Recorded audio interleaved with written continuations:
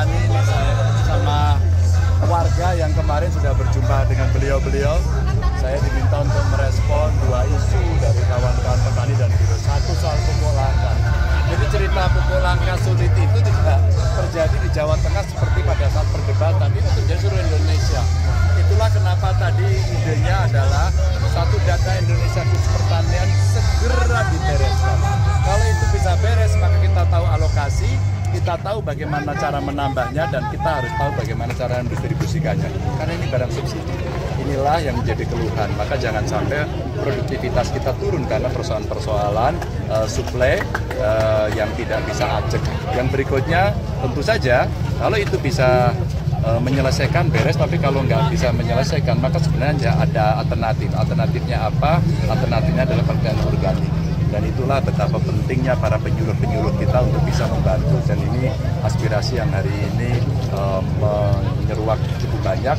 Dan setelah debat kemarin banyak sekali yang WA saya dari banyak tempat di Indonesia. Jadi ini PR yang mesti kita tuntaskan. Pak Ganjar, lagi keliling-keliling ke Jawa Barat nih Mas, ada target khusus untuk suara yang dirapatkan berapa? Oh ya, nih ditargetkan sama kawan-kawan ini. Mereka yang sudah siapkan semuanya. Ya, 40%. Ya, jadi kita realistis ya dalam posisi-posisi yang ada. Kita tidak mau jumawa, makanya kita mencoba bertemu langsung dengan masyarakat dan kawan-kawan ini yang membantu saya memberikan informasi terkait dengan aspirasi rakyat. Dengan adanya jubirnya Pak Prabowo, Pak RK di dalam Jawa Barat ini bagaimana melihatnya? Oh, tidak apa-apa. Dan kita sudah terbiasa sendiri. Kan ada oneng dan ono. Pak, terkait dengan petani, Pak. Ada oneng, ada ono. Gitu ya. Pak, terkait dengan petani, Pak, embung 1000 embung di Jawa Tengah itu nanti kemudian dinasionalkan apa? Kenapa? Yang 1000 embung di Jawa Tengah. Oh ya, saya kira tadi juga ada aspirasi dari masyarakat soal suplai air untuk pertanian. Saya kira semakin banyak sumber air yang bisa dimanfaatkan buat embung, memperbaiki saluran air irigasi, termasuk modernisasi dalam irigasi ini yang penting dilakukan untuk masyarakat. Contohnya sudah banyak kok, hasil riset-riset para peneliti juga banyak.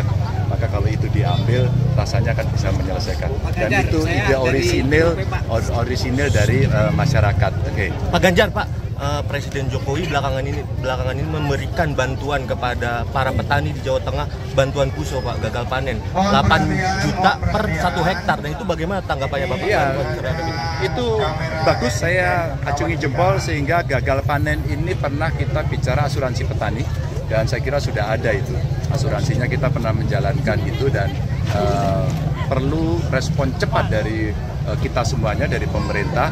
Ketika kemudian gagal panen, maka segera turun agar petani tidak mendapatkan penderitaan yang berkepanjangan. Respon ini respon bagus, saya salut.